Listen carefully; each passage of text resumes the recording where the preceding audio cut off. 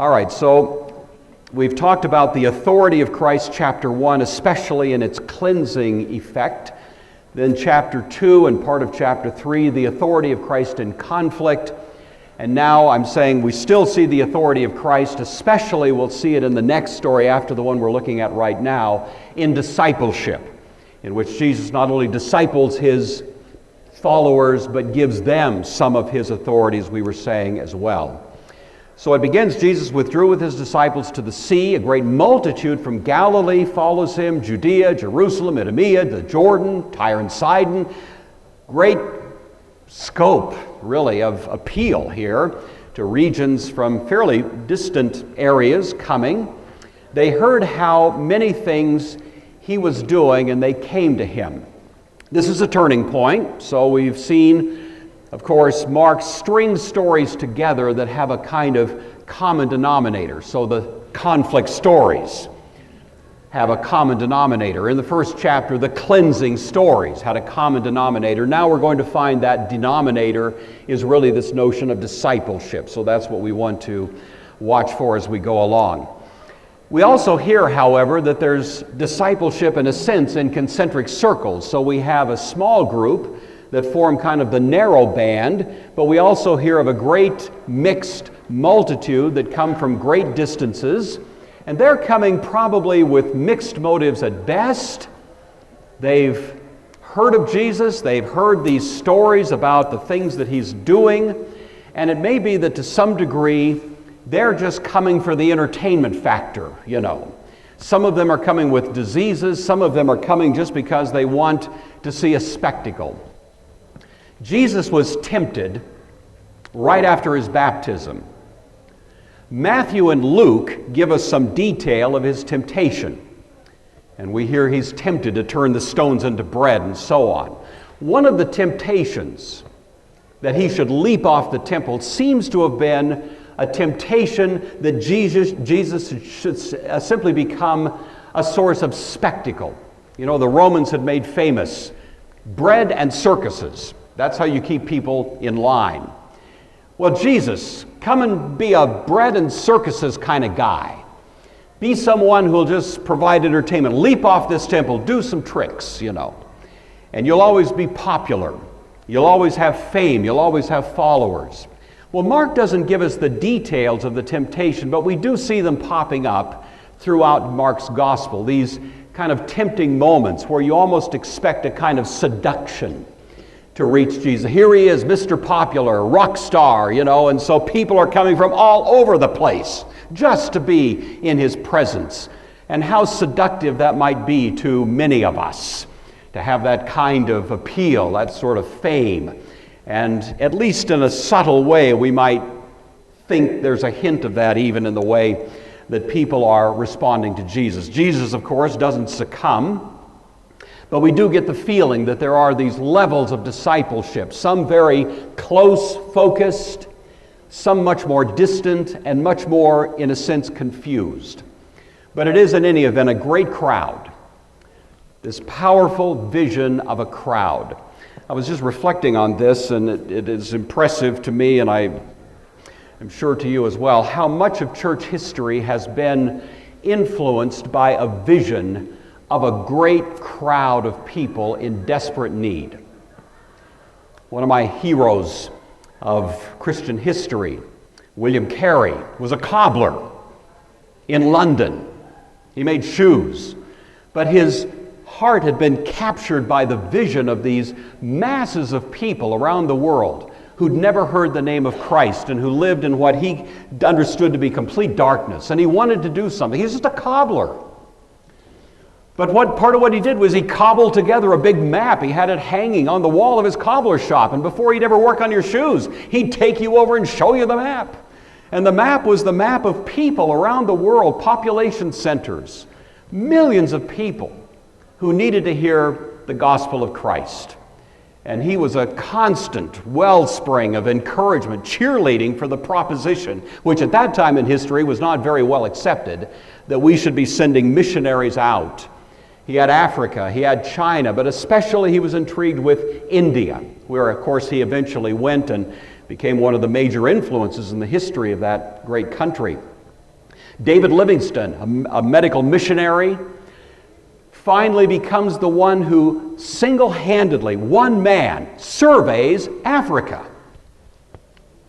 I can hardly survey my bedroom. How does he do that? How does one man cover the whole continent, knowing that part of what he was doing, in fact, the major thing that inspired him to do these things, was that he was creating a kind of map that would be used by others, as indeed it was, to reach those masses, that vision of people so desperately in need. Hudson Taylor did something like that in China. Some of you may have heard the name Ron Post. Not quite as well known as the others, but a remarkable story. He was a businessman in Oregon, 1979. He's an entrepreneur. He's got 2 or 3 successful businesses. He's just that kind of creative genius, in the business world. He's a Christian. Comes home, flips on the TV to watch the evening news. It's 1979. It's when the Khmer Rouge, remember them, were devastating in the killing fields, Cambodia. And refugees were streaming across the border into Thailand, trying to escape the ravaging bloodshed of Cambodia of that day. And flashing on his TV screen, he sees pictures of lovely people running for their lives, terrified. And he said later, the thought crossed his mind as he looked at some of those faces, what if that was my daughter? And something got inside his skin at that point. And within 1 month, this man, who was just a businessman in Oregon, has cobbled together a team of 8 or 9 doctors, a bunch of food, and they get on a plane and they fly to Thailand in order to do what they can. And he tells the most gripping story as he saw these masses of people, the same kind of vision, I suppose, that Jesus saw. And there was one woman he saw, refugee from Cambodia, had obviously traveled a great distance to escape, was holding a little kind of pottery bowl in her hand. And their eyes met. And she came walking toward him, presumably just for a little bite of rice. And he told, as she walked toward him and he toward her, she collapsed and fell, and the bowl fell out of her hand and rolled across the dirt and hit him in the feet. And he picked up the bowl and he ran over to her and picked up her lifeless body. And something in him changed at that moment. He came back to the United States. He organized a group called Northwest Medical Teams. He began fielding teams of missionary doctors. These are normal doctors, people that have a practice in the U.S. but would take a month or 2 or 3 and go off to places around the world. And he turned his entrepreneurial skills into entrepreneurial skills for this kind of mission. And now it's called Medical Teams International. It's still going on to this day. What was it? It was the vision of all those masses of people. And we've all seen it. And in some ways, what has inspired the Christian imagination in history has been our imagination of what we think Jesus saw when he was moved with compassion, seeing the multitudes as sheep without a shepherd, So these visions have really been defining in much of how we've understood the Christian ministry in history. Who are these people? Well, they're coming from Galilee. That, of course, is not surprising. That's where Jesus has been doing most of his labor. They also came from Jerusalem and Judea. That's down to the south, the other side of Samaria. So he's pulling people from a fair distance, traveling up to see him. They also came from Idumea and beyond the Jordan. Idumea was known in the Old Testament as Edom. It's the place where Esau had settled with his family, the brother of Jacob, and they had been traditionally enemies of Israel, but now many of them are making the trek to see Jesus. Herod the Great, by the way, was from Idumea. He was an Edomite. East of the Jordan, the so-called Transjordan, would be that region. This included Iturea, which was where Herod Philip ruled, the Decapolis, where Jesus will himself visit in pretty short order. We'll see that in Mark. He also came the people came from Perea, which is to the south. We also hear that they came from Tyre and Sidon, further to the north, Phoenicia. My point in giving you this little map is to say this is quite a reach, in the ancient world. It's not like they had internet.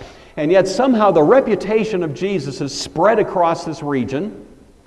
So you got folks coming from all of these distant reaches, with the notable exception of Samaria. You know? I'm not going to build too many monuments on this, but it is interesting. Samaria always seemed to have had a kind of sort of hostility. Jesus, you may recall, when he set his face to go to Jerusalem, wanted to go through Samaria, and a bunch of Samaritans came out and stopped him. Nope, you ain't come through here. That's when James and John earned their nickname Sons of Thunder, because they said to Jesus, hey, let's call down fire on those guys. Let's do an Elijah, you know, and turn them into grease spots out there. And Jesus says, I don't think we need to do that. And they decide to go a different direction. But the Samaritans always had a kind of strange reticence, although Jesus had interactions with the woman at the well, Samaritan, the city of Sychar.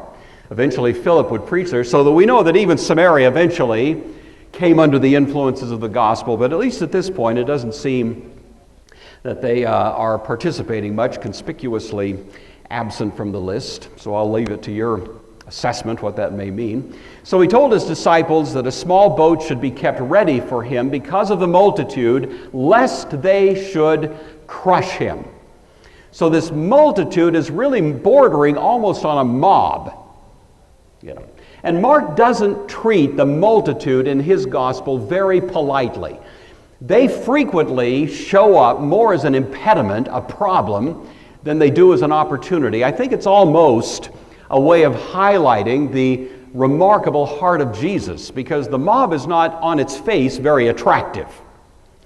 And here, Jesus actually has to have a contingency plan, you know, lest they crush him. Luke tells us he would actually push out from the shore and preach from the boat. Mark doesn't mention that. But you still have this idea that this crowd is a little bit unruly, maybe even a little bit of a threat.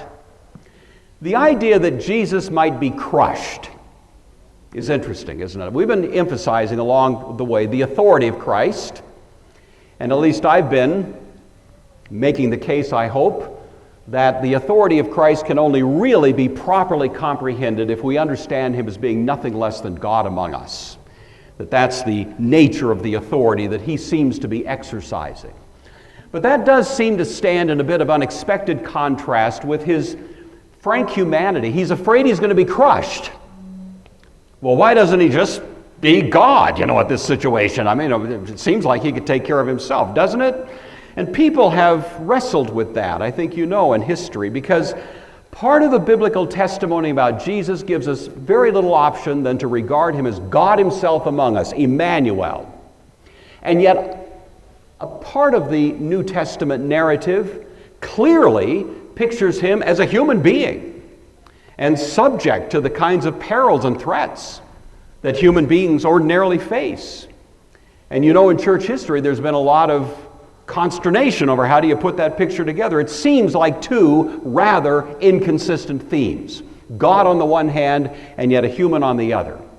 In church history, there have been those who have emphasized his humanity and neglected his deity. It's an ancient heresy called Arianism. We still have it with us to this day in various religious movements and so on. There were others who emphasized his deity at the expense of his humanity, various kinds of Gnosticism, kinds of views that would take Jesus as kind of a phantom human, not really human. There were those who wanted to say he was fractional, 1/3 God, 2/3 man, or some such thing, Apollinarianism. Some said, well, he's actually two different beings. He's a human being and a divine being, and they just live real close together in a kind of fellowship, Nestorianism. There were those who said, well, he's actually a stew. He's a little bit of God, a little bit of man. Put it in a pot, stir it together, and you get monophysitism, sort of a tertium quid, something in between there. The church rejected all of those, but you can see the struggle that was going on. What do we do with this character? How do we understand him? And finally, the church arrived at what has been the definition that's really stood the test of time. Council of Chalcedon, 451, not that it hadn't been already arrived at earlier, but this is the one that kind of sealed the deal in the history of the church. Jesus is one person, not two people. He's one person with two distinct natures. truly God, truly man, vera homo, vera deus, each nature retaining its own attributes, no mixture, no confusion, no separation, no division, two natures in one person. And thus, as we read the New Testament, we sometimes see one nature highlighted and sometimes the other. And we don't confuse them, we simply recognize that this is a way of giving evidence to this great mystery. We haven't pretended we really understand it. We've just tried to draw a circle around it and say the mystery of the incarnation is somewhere in that circle. And this is a good case in point. We've seen the authority of Christ, and yet we turn around and we see his humanity, equally evident in a situation like this. Well, Jesus healed many, so that as many as had afflictions pressed about him to touch him. We're in the political season. I've been impressed by seeing these crowds that gather, and all these hands are stretching out wanting to touch. Why would you want to touch a politician? I don't get that, you know. But these people, sorry for any of you, well, this is equal opportunity bashing though, you know. But all of these people, they just want to touch, like a rock star, they want to just touch that, like some kind of magic is associated just with being able to reach out and touch that person. It's kind of the picture you have. And the word that Mark uses here to describe many of these is that they had afflictions. This is your Greek lesson for the day. Mastigos. Mastigos. It's from a Greek word, noun, that is the word mastigs, which means a scourge or a whip. It's a word that is used especially for the device that was intended to inflict punishment for wrongdoing. The fact that Mark uses this word is quite unexpected. We would expect Mark to use a word much more sympathetic. The Greek language has many options, but he chooses a rather surprising word, and the sense of the word, the implication of the word, and it's a pretty strong implication, is that these people are suffering painful disorders that were their own lousy choices, you see. They are experiencing the bad effects of their own bad acts. And that is remarkable, that Mark uses that word. Certainly it wouldn't be true of all of them, but he sort of generically describes them using that word. You know, as I do, that we look at somebody who's sustained some kind of catastrophe in their life and it was not their fault, we have great sympathy for them. But if you look at someone who's in hard circumstances and it's immediately evident that they did it to themselves, don't you agree? Is it just me? We tend to be a little more dismissive. Well, you made your bed. You know, we have these little kind of dismissive things we want to say. And I think Mark puts this before us just to tell us we're not really free to make those kinds of judgments. It's true enough. People may be in bad situations in life because they've made bad choices. But as D.L. Moody said, you know, there but for the grace of God go I. I've made my share of bad choices. I hate to tell you that. And I'm not quite sure why I'm not one of those people who's out in that tragic situation, but for the grace of God, there go I. I think Mark wants us to be thinking, at least to reflect on the fact that Jesus doesn't seem to be disturbed by the fact that these people are coming to him in desperate need, and the affliction they're feeling is mastigos, this kind of effect of the lives they've lived. In any event, they press about him. The Greek word there is they press up on him. It implies almost like piling on. That's why the concern about being, crushed by the crowd is very real. They're pushing in. They just want to touch him.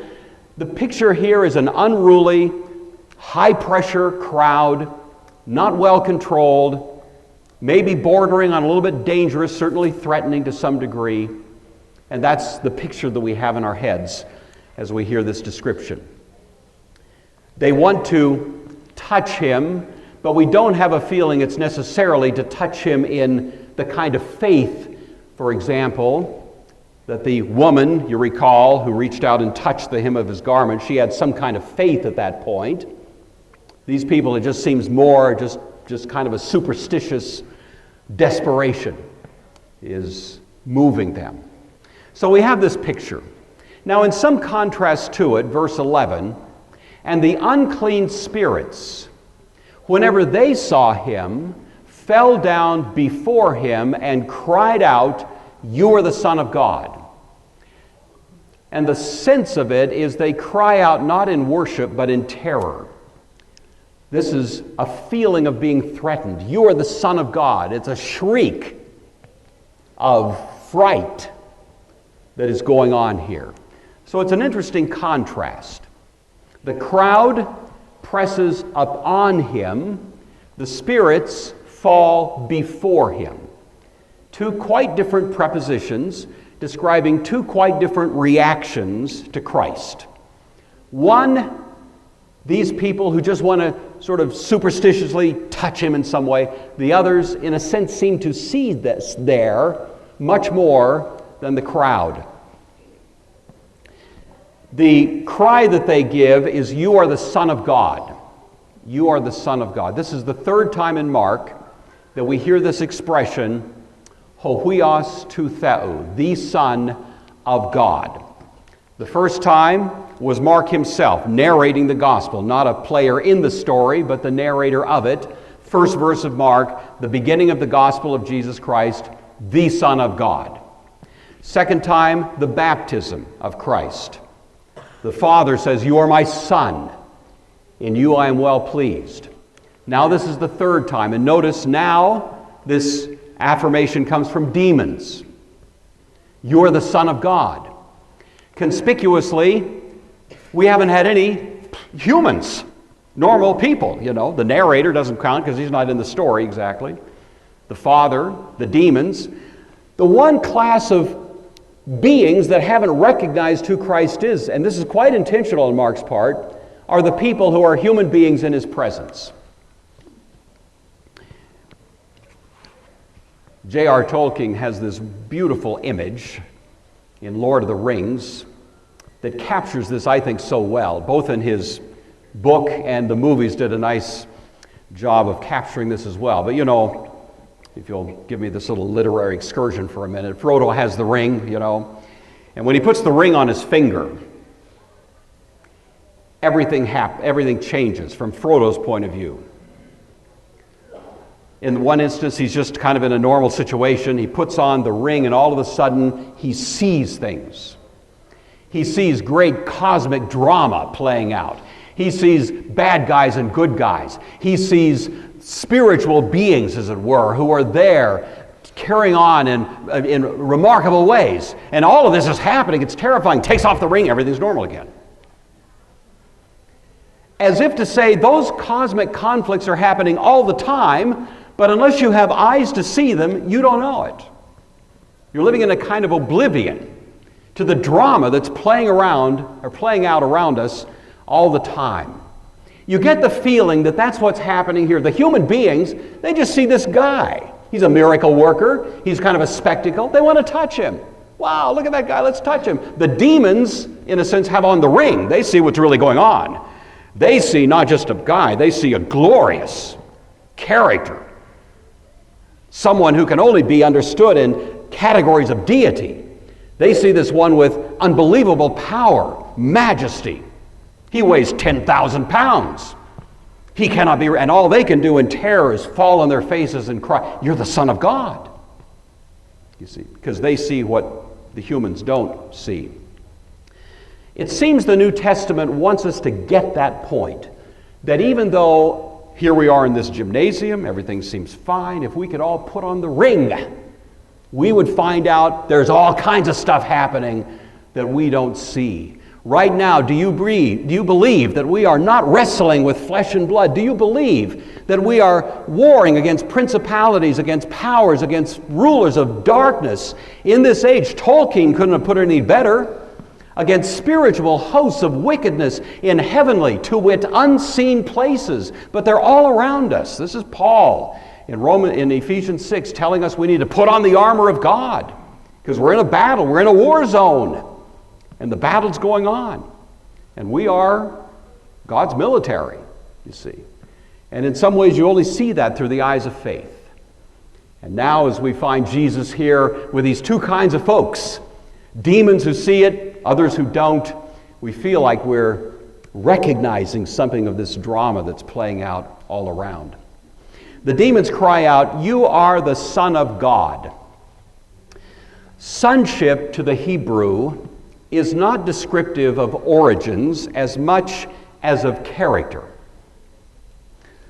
You know that James and John, for example, were nicknamed by Jesus Boanerges, sons of thunder. That doesn't mean they were born in a thunderstorm. That means that their character had within it the qualities of a thunderstorm. They were bombastic guys, apparently, I want to call down fire on the Samaritans, for example. Jesus calls religious elite of his day sons of the devil. Well, he doesn't mean the devil gave birth to them. What he does mean is, and he explains it, you are liars, and the devil has been a liar since the beginning. You carry in your character the same qualities of the evil one himself. In the Bible, we hear of characters who are called sons of God, sometimes somewhat mysteriously. The book of Job mentioned it. Clear back in Genesis 5, we see them. People who are sort of called sons of God. And we understand that that is intended in the Hebrew mind to describe people who in some sense or other are reflecting God's character. There is only one, however, who is called the Son of, literally in Greek, the God. The Son of the God. Only one.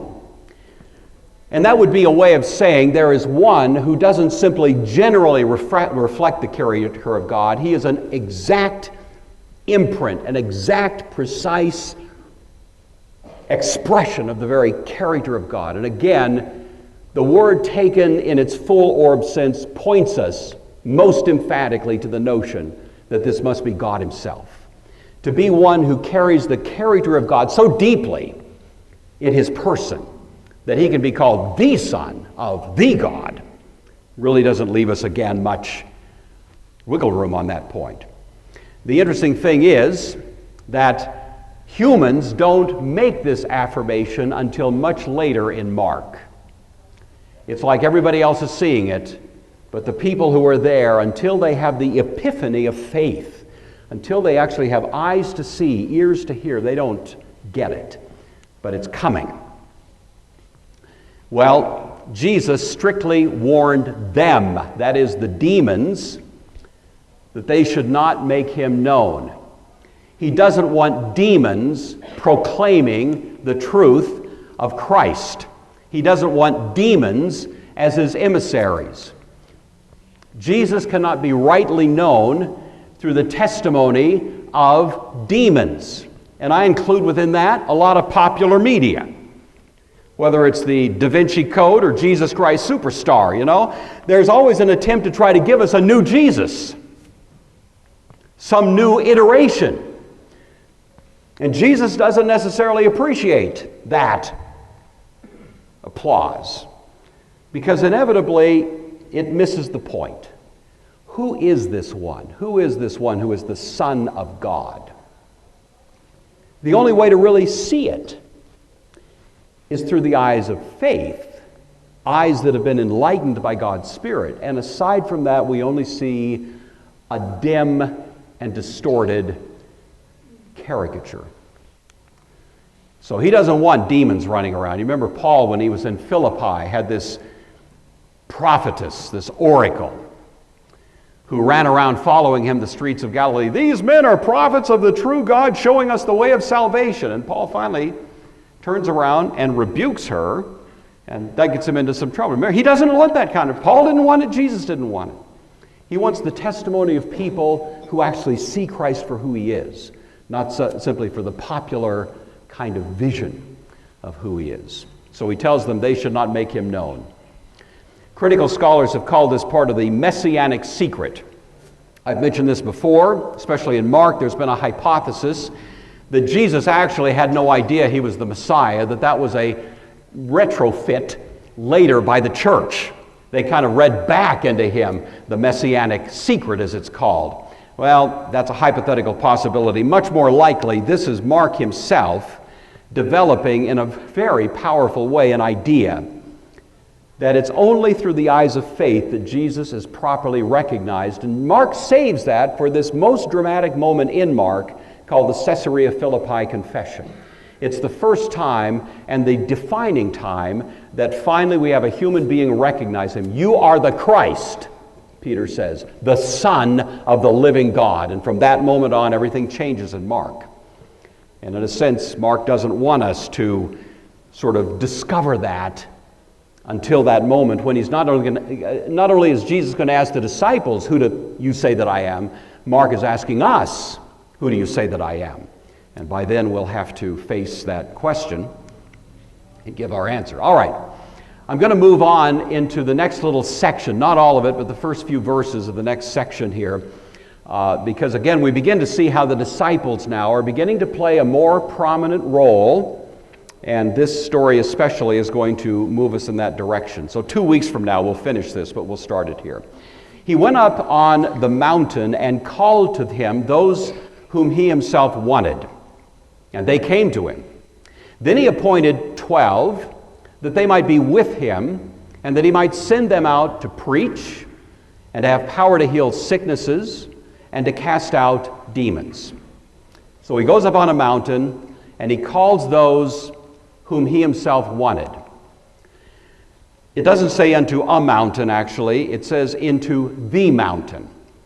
Many who've traveled around that region, and some of you I think have, probably know that the mountain that is most likely in view here is called Mount Hatim. It's not too far from the Sea of Galilee and from the region of Capernaum. This is also thought by some to be where Jesus preached his Sermon on the Mount. We know that, of course, poignant moments in biblical history take place on mountains. How many times is a mountain a critical place where God does things? So we're not surprised that now Jesus repairs to a mountain. And it says he called those whom he wanted. The phrase here in Greek, he summoned, is the word, much stronger than called. It's a word that would normally be applied to royalty. He summoned. And then the word for wanted is actually the word for willed. He summoned those he willed. It's a powerful idea. It's the idea of royalty, indeed of deity, willing something. It's those he chose, and it has a very strong kind of formal character to it. You get the feeling that what's happening here is a moment of great solemnity. He summoned those whom he willed to summon. Luke tells us he did it after a night of prayer. Some have thought, well, he was praying about who should I choose? I'm not sure, but that's not it. He was praying for those he would choose. He was already praying God's mercy and grace upon these who would so desperately need it because of the commission that he was about to lay on them. The whole tenor of this presents Jesus as a sovereign and the disciples, for their part, as unworthy recipients of this call. This is a dramatically different way of being a rabbi from what was common in the day. In the day, would-be disciples chose the rabbi. Hey, I'd like to join your rabbinic school. Sometimes they had to make an application, but generally speaking, if they wanted to follow a rabbi, they could. Jesus never operates that way. He chooses those whom he will include as his disciples. And at least in some way, if you don't mind me stretching the point too much, that's true of every one of us. There is a kind of election going on here. Jesus chooses those whom he wants. In other words, Mark was a Calvinist. Although I should say Calvin was a Markan, shouldn't I? But he summoned them, those whom he willed. Now we begin to see the focus shifting, as I was alluding to earlier, and disciples begin to be the recipients of not simply a call, but of a commission. He begins to authorize them. And from this point on, we're going to find the disciples taking a more central role in the narrative. One commentator said, one trained and dedicated disciple outweighs 1,000 casual hearers in all the history of the church. So he appointed the 12 that he might be with them, and that he might send them out to preach, and to have power to heal sicknesses and to cast out demons. It says he appointed them. The Greek word is poieo, which means he made them. It's a word that's often used in the sense of creation. You may recall, if you were here in chapter 1, we were talking about how Jesus comes into the world as a new creation. You may remember that. Now this new creation is spreading, and he's making others part of this new creation. It starts with the 12. It's an echo of the old creation being now duplicated in some sense in this new redemptive situation. So this appointment is an appointment to represent Christ, eventually to go out and preach on his behalf, to carry his authority, and of course ultimately to put in writing the truth of Christ, which comes down to us as what we call the Bible, and that is therefore part of its significance. The authority of the Bible is the authority of the apostles, which is the authority of Christ. And that's why we regard it as a book of authority, unique authority, because we trace it back to this appointment of these who became the apostles. All right, a little fun. The number 12, of course, has always been very, very interesting. It certainly, at the very least, is supposed to parallel the 12 tribes of Israel. This, in a sense, is the new Israel now being created in the apostles. In the New Testament, we find this idea of the 12 plus 12. If I can play with the book of Revelation for a moment, you know there's 24 elders. It's commonly taken to be the 24 elders representing the entire family of God through history. We are in the same family as Abraham and David and Isaiah. We're all in one great family of redemption, all saved by the work of Christ. The only difference is some were saved before Christ did his work, we were saved afterwards, but the redemptive work of Christ applies across the board to all. And thus you have this notion of a 12 plus 12. And in Revelation, it carries out especially dramatically. So the New Jerusalem, of which we are a part, this is the temple, the cubical area, the Holy of Holies, this is the temple. We are living stones in it, had a great high wall with 12 gates. 12 angels at the gates, names written on them, which are the names of the 12 tribes of the children of Israel. There's the old covenant family, 3 on the north, 3 on the east, on the north, south, west, so on. And the wall of the city had 12 foundations, and on them were the names of the 12 apostles of the Lamb. So you now have this 12 gates, 12 foundations, a great temple populated by all of God's people, as it were, throughout history, and we are in it. We are part of it. It's still to be realized in its full scope, but there's no sense in which it isn't already, in some sense, the reality in which we live. The old Jerusalem has been, in fact, now replaced by the new Jerusalem, which is the one being described here. Now, can we dig a little deeper? I don't know. I'm not going to die on this hill, but one commentator had a lot of fun. Well, what is 12? 3 times 4. 3 is a number that generally through the Bible points us up toward heaven.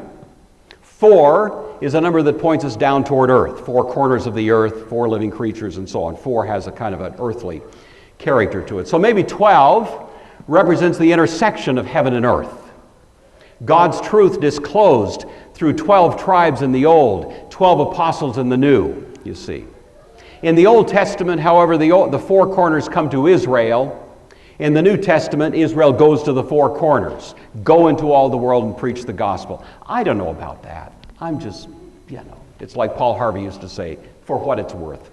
So, but I do want you to get this. This is the Sunday school lesson for the day. Notice what it says. He appointed the 12 that they might be with him, and then 4 things are delineated here. Number 1, that they might be with him. Before we go do anything for Jesus, we need to spend time with Jesus. That's the idea. This is true of these. They spent time with Jesus before he ever sent them out to do anything for him. Every day of our lives should begin with time with Jesus. We may have lots of things we want to do for him, but we will walk with a limp if we don't start the day with him. Time in the presence of Christ, listening to his truth through his word, interacting with him in prayer, that moment of letting ourselves once again find in Him that place of true security and strength and fortitude. That is what we need before we get going. So the first thing they're called to do is to be with Him. Next, to preach. The most powerful weapon in the arsenal of God's people is God's Word. It is not politicians. It is not legislatures. It is not Supreme Courts. It is not, even though all of those need to be taken seriously, and we as God's people need to be deeply responsible in how we discharge our fiduciary obligations politically, we should never labor under the delusion that finally God effects His purposes through anything less than the vastly more powerful and potent weapon of His Word. It is the sword that comes out of the mouth of the rider on the horse. It is the rod in the hand of him, and it smashes his enemies like so much clay pottery. It is the Word of God that is quick and powerful and sharper than a two-edged sword. And He sends them out to preach. Church history is messy business. But I'm going to tell you, if you know anything about church history, you know the church at its most powerful was the church when she was faithfully preaching God's Word. Faithful preaching of God's Word literally sent kings in flight. It's that powerful. History has been written in many ways simply by the moments when God's Word was preached. And so He sent them to preach, but He also sent them to heal. There's a sense in which these support each other. The apostles were given the power to do miraculous healing. And in some ways that became the external, empirical attestation of the truth of their message. The credibility of the message was, in a sense, demonstrated, proven by the power of the works. And so He gives them that power. Now, in church history, we have lots of evidence that God has worked miraculously, but I think you know as well as I do that the normal way that God has worked in church history through His people has not been by spectacular miracles, but certainly has been by healing, and by teaching, and by building schools, and building hospitals, and feeding the hungry, and clothing the naked, and doing the kinds of things I mentioned Ron Post doing. Because when I show up, and all I give people is words, then in a sense my credibility is at least dubious. But when, along with the words, I give them food to eat, D.L. Moody also said, nobody ever came to Christ on an empty stomach. I think that's probably not true, but I think you get the principle. When I first attended this church in 1980, the pastor was Dick Leon. I love the image he said. The gospel, he says, walks on two legs: preaching, serving. We preach the gospel, and at the same time we serve human needs. And in some ways, both prop up and attest to the credibility of the other. And so He sends out the disciples to do both. He gives them power to do both. And then the final one is to cast out demons. Because I tell you, if we as God's people, either corporately, as a church, First Presbyterian here in Spokane, or individually, each one of us, in whatever our life circumstance may be, if we faithfully preach God's Word, make it part of the heart and core principle of who we are in every relationship, every conversation, and at the same time are prepared to pour ourselves out in service to whoever God brings across our path, I tell you this, the gates of hell will not prevail against God's work in this world. Casting out demons, pushing back those defensive barricades. Satan is behind those gates, trembling in terror at the power of Christ, mobilized through His people. And Jesus is giving us now the beginning of this great work through those very humble disciples, and we are still doing the work 2,000 years later, and I hope in the same spirit as what Jesus gave us there. One commentator said, on those four pillars, the entire ministry of the church has proceeded in history. And I think that's true, and with that, I'm going to call it quits.